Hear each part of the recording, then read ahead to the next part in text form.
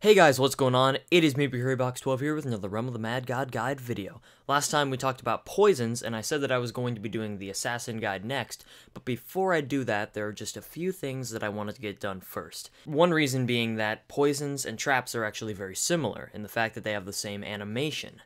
So I thought maybe putting them one after the other would be a little bit more helpful to understand. Without further ado, let's get started.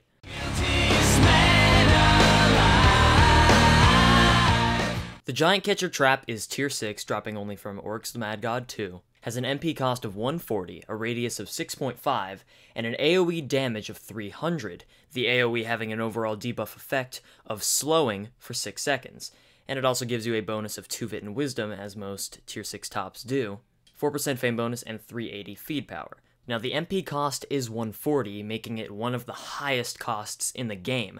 But whenever you balance it out with the 6.5 radius and the 300 damage, you can damage a lot of enemies in one area, all of them taking 300, and then you apply a debuff to them. Whereas the poison would apply only damage to them over time. Instead, with the trap, you are giving a quick nuke and then a debuff, which is the only reason why it costs more. It's actually pretty ingenious whenever you think about it.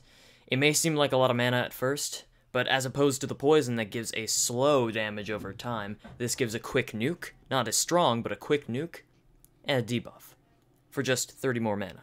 The Coral Venom trap, only altered slightly, but it makes a huge difference overall. It's UT dropping only from Thessal, from the Ocean Trench, or the Coral Gifts that drop from Thessal. It has an MP cost of 130, which is only 10 less than the Giantcatcher trap, a radius of 3.5, which is a lot smaller than Giantcatcher, but it does 350 damage. So for the cost of range, we have now increased our damage and lowered our MP cost. That's a 2-for-1 right there. I don't know about you, but that sounds pretty good. It only gets better. Instead of having a duration of 6 seconds for slowing, we now have a 3-second duration of paralyzing.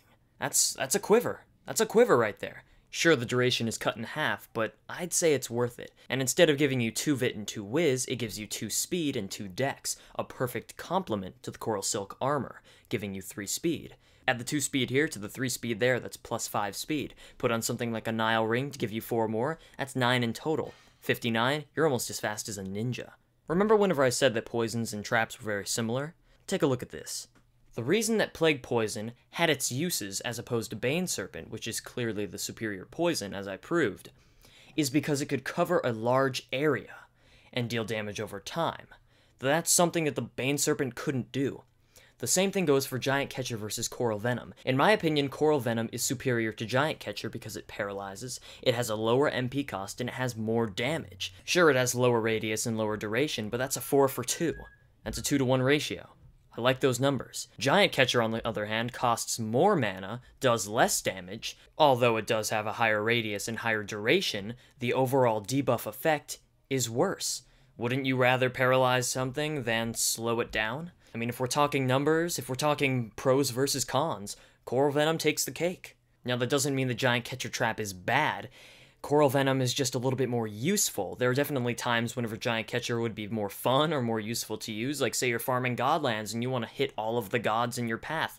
Well, throwing down a Coral Venom trap may not be able to get the job done, so you swap on over to your Giantcatcher trap, hit them all, slow them down, nail them all with your Doom Bow. This game is all about combinations, and that's why I think it is hard to get bored of. You need to master everything and master all the combinations of everything and try out different things. That's what's cool about this game. That's why I like it. It has variety to it. I mean, look at all the items in this game. Look at all these freaking items. There's so many different combinations that you can do. It's awesome. But Coral Venom does have a little bit more to offer than Giantcatcher.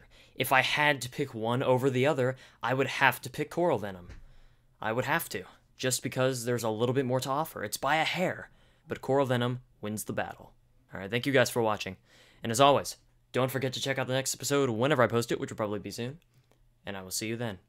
Alright? See you.